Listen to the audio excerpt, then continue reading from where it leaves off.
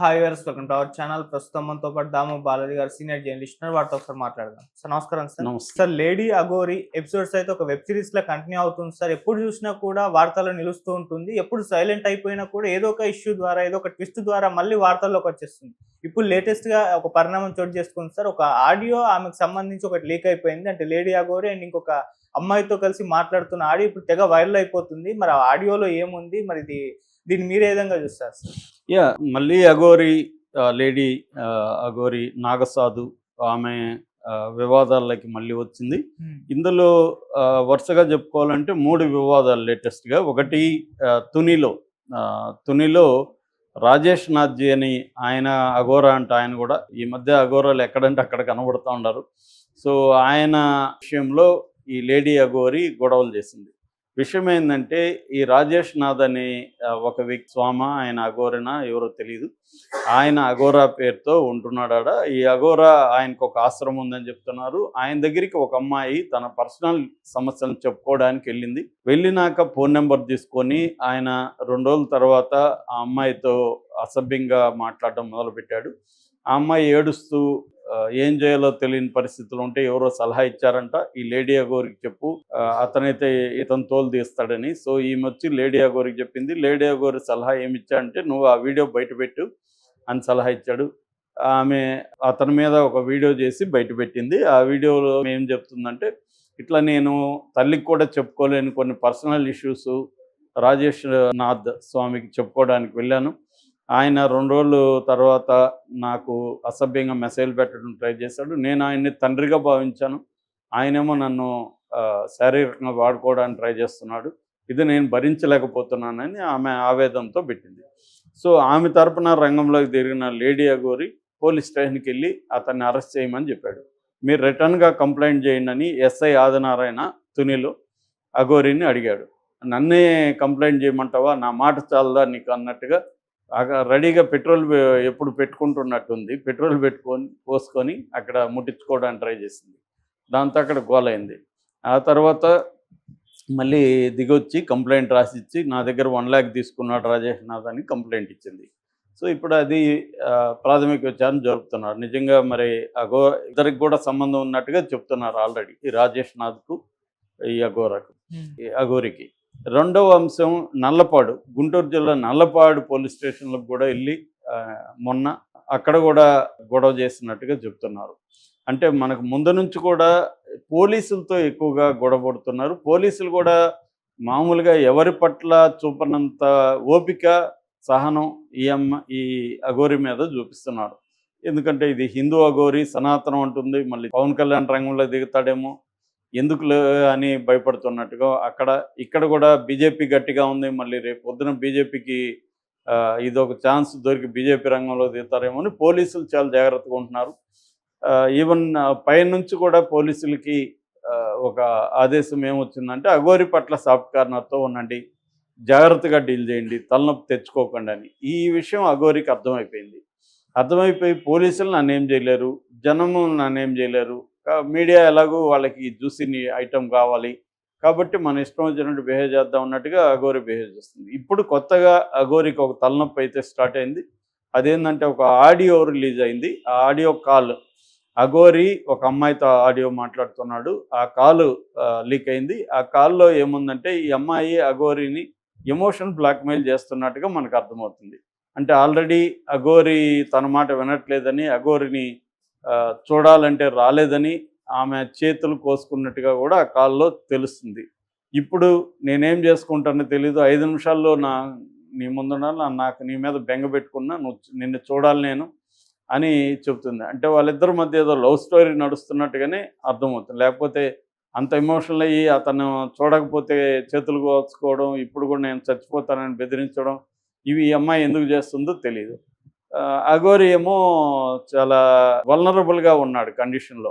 ఈమెను గట్టిగా దండించే ఇది లేదు, అతను భయపడుతున్నట్టుగా అర్థమవుతుంది. అట్లని ఆ అమ్మాయి దగ్గరికి వెళ్ళలేని పరిస్థితి కూడా అతనికి ఏదో ఉంది. అది చెప్తూ ఉంటే ఆ అమ్మాయి వినట్లేదు. నేను ఎలా రావాలి, నేను ఇక్కడ ఆశ్రమంలో ఉన్నా కదా, ఇందాక వీడియో కాల్లో చేస్తే నేను చూపించాను కదా ఎక్కడున్నానో అంటుంది. అవన్నీ నాకు తెలియదు, నేను చూడాలి, 5 నిమిషాల్లో రావాలని చెప్పి. మరి లొకేషన్ షేర్ చేయని ఇతను చెప్తున్నాడు. లొకేషన్ షేర్ చేసేది ఏందో నువ్వే పెట్టుకొని రా, ఇక్కడ ఉన్నా నాకు తెలుసు కదా నీకని ఈ అమ్మాయి బెదిరిస్తుంది. ఇలాగ మొత్తానికి వాళ్ళిద్దరూ టీనేజ్ లవర్స్ లాగా కొట్టుకుంటున్నట్టుగా మనకు కనబడుతుంది. మరి అఘోరికి ఆ అమ్మాయితో లవ్ అఫేర్ ఉందా? ఈ అఘోరి ఇది ఒక విచిత్రం. అతను ఆల్రెడీ మగవాడుగా ఉండి అమ్మాయిగా మారాడు సర్జరీ చేసుకొని.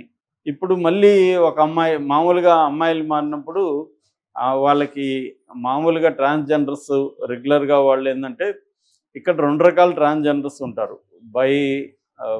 వాళ్ళకి చిన్నప్పటి నుంచే మేల్ బాడీ ఉండి అమ్మాయి మైండ్ ఉంటుంది. వాళ్ళు ఫిమేల్ ట్రాన్స్జెండర్స్గా మారిపోతారు. అంటే వాళ్ళు సర్జరీ చేసుకొని వాళ్ళు ఈ మేల్ బాడీలో ఉండలేరు. వాళ్ళ మైండ్ బాడీని కూడా మార్చుకోవాలనుకుంటారు. మేల్ బాడీని వాళ్ళు సహించలేరు.